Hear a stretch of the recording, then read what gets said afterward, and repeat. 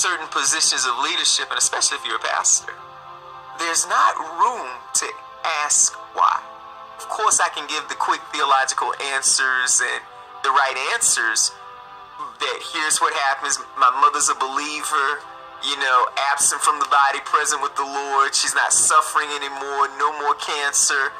But at the end of the day, there's still this level of loss. There's still this, man, why did mom have to die that way? Why would she have to suffer so? So no matter what your theological grid might be, no matter how sure you are of the resurrection, and I am sure of the resurrection, there's still a question mark because there's incredible loss.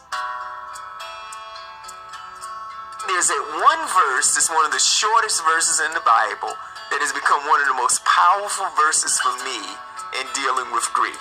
In John chapter 11. 2 words. Jesus wept. Now here's what's mysterious about that. Why is he crying?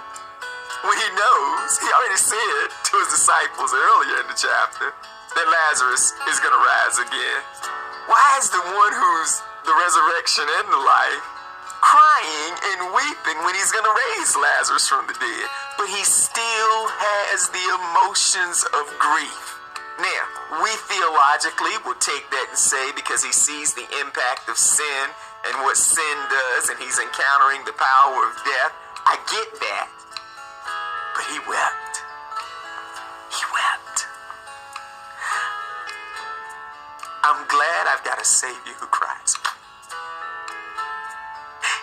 Even though he knows there's going to be resurrection, he weeps. He weeps.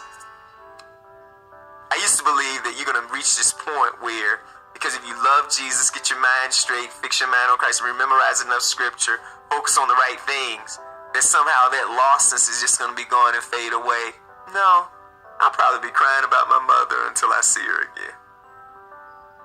But by his grace, this is where community comes in. This is where having other people to journey with you comes in. That hopefully it won't get easier, but we will walk through these things.